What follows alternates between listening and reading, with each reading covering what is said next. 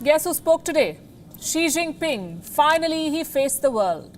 After being silent for more than 4 months, the man who went into hiding when China was going through the worst phase of the outbreak, the man who wants to be called a savior when the world is suffering because of the virus China exported, Xi Jinping, finally feeling the heat of global anger, came looking for a face-saver today. Our cover story tonight is about how China is using the World Health Assembly to spin a new narrative around the Wuhan virus. Today, the decision-making body of the WHO kicked off a 2-day event. It's called the World Health Assembly. But for the Chinese president, this is a 3-part act designed to repair the damage to China's reputation. Before I get to that, let me give you some background. The World Health Assembly is an annual affair. It happens every year. Usually, the world pays little attention to it. Health ministers from member states attend it, and they discuss health policy. But this time, it's different. It's very different, all because of China. Usually, the 194 member states of the WHO gather in Geneva. For the first time in its history, this event is happening online. And it's the most important assembly in the history of the World Health Organization. Because the world is fighting a pandemic.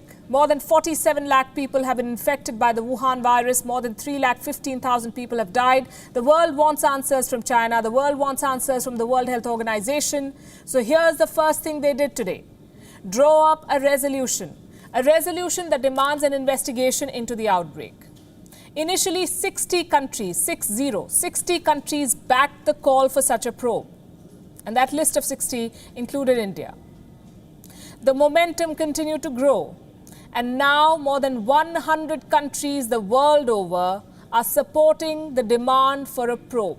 Let that sink in, 100.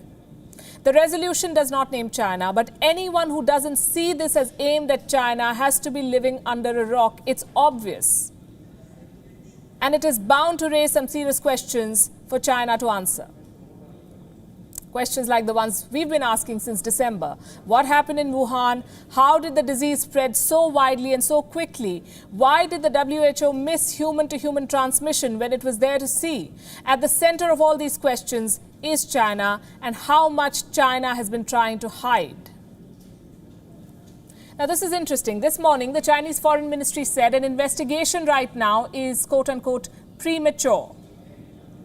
But the global tide was too strong, so the Chinese president decided to change tack. He decided to address the gathering himself.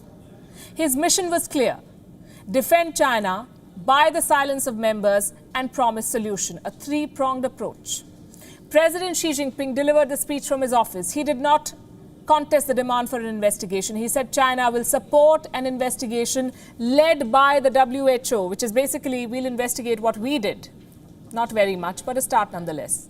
He also put up a rather unconvincing defense of China. He called China's response transparent.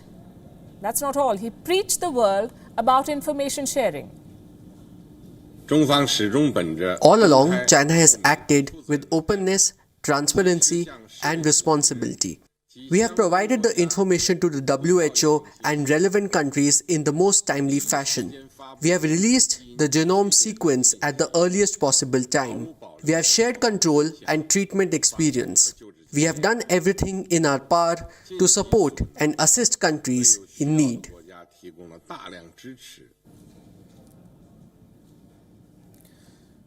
Either he's bought his own propaganda, or he believes that the world does not see through China's lies.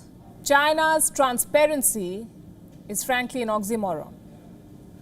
And here's something else that China is known for: buying its way out of everything. Xi Jinping resorted to the tried and tested trick.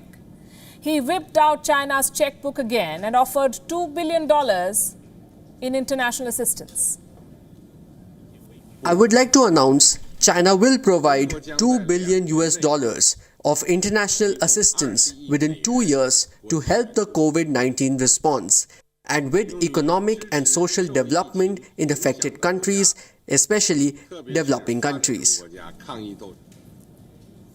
It's not just money that he offered. He also promised a vaccine. And we won't be surprised if China finds a vaccine. It had the head start, it had the first samples, and for all we know, it made this virus. So Chinese researchers are the best placed to find a cure and a vaccine. What's hard to believe, though, is Xi Jinping's promise that China will share the vaccine with the world for free. COVID-19 vaccine development and deployment in China, when available, will be made available for public good. This will be China's contribution to ensure the vaccine's accessibility and affordability in developing countries.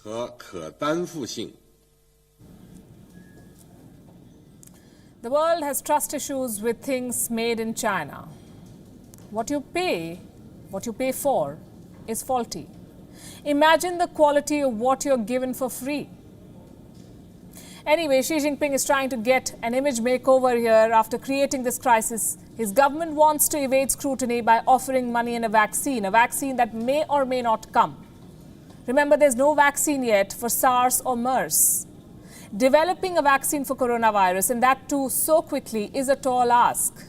So why is Xi Jinping making these promises? They're a distraction. They're a face-saver, a way to soften the impact of an impending investigation. The next 2 days will be challenging for China. The draft resolution on the global probe is likely to be adopted, and calls for Taiwan's inclusion into the WHO are growing louder.